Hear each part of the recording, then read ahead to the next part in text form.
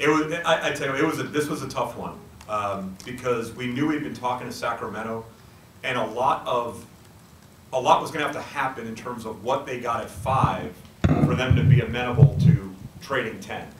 So what was exciting was they knew right away at 5 they were open to trading 10. Our problem was we still had to get through some players. We couldn't do 10 on the come, which is why, Jason, when you asked me, I couldn't answer because he was the only guy we were going to move both picks to go get. So it was a little bit agonizing, waiting around for those 4 draft picks to make sure that he was still going to be on the board.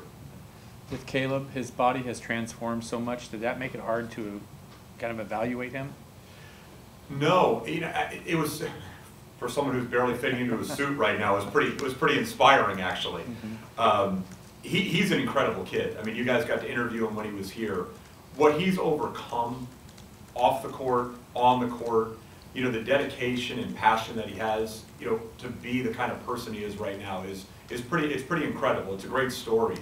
But he's bought into it now. Like, this it wasn't a means to an end. Like, he's turned his life around, and what we really evaluated more than anything with him is he's just a big-time basketball player. I mean, you're talking about a guy who shot 45% from 3. He was #2 in the nation in defensive rebounding. He can bang. He's tough. He scores around the block. He's just one of those guys we all keep talking about. We get into these non-position basketball anymore that you just put him on the court and let him play. Collins said that he thinks he can be a Rookie of the Year, said he wouldn't put a limit on himself, and clearly you value him going up to get it. What do you see short-term expectations for his role, and how quickly do you think he can get up to be a high-minute guy, a starter type of guy?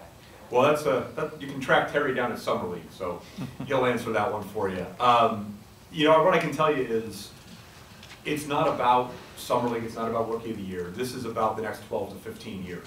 This is he's a franchise-level building block to join guys that we already have on this roster. He fits their career arc. He does some things that we really need.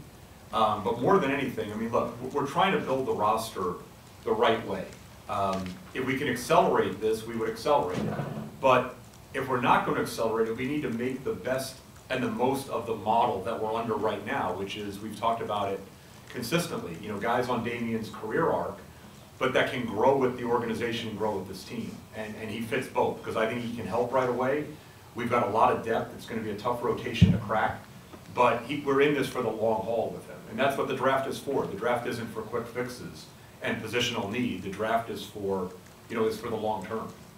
Neil, back to Swanigan again. The backstory on him, and people know about it. How much does that play into your considerations on drafting him over and above his talent? Well, looking at a transformation like that, right, it tells a lot about someone's character.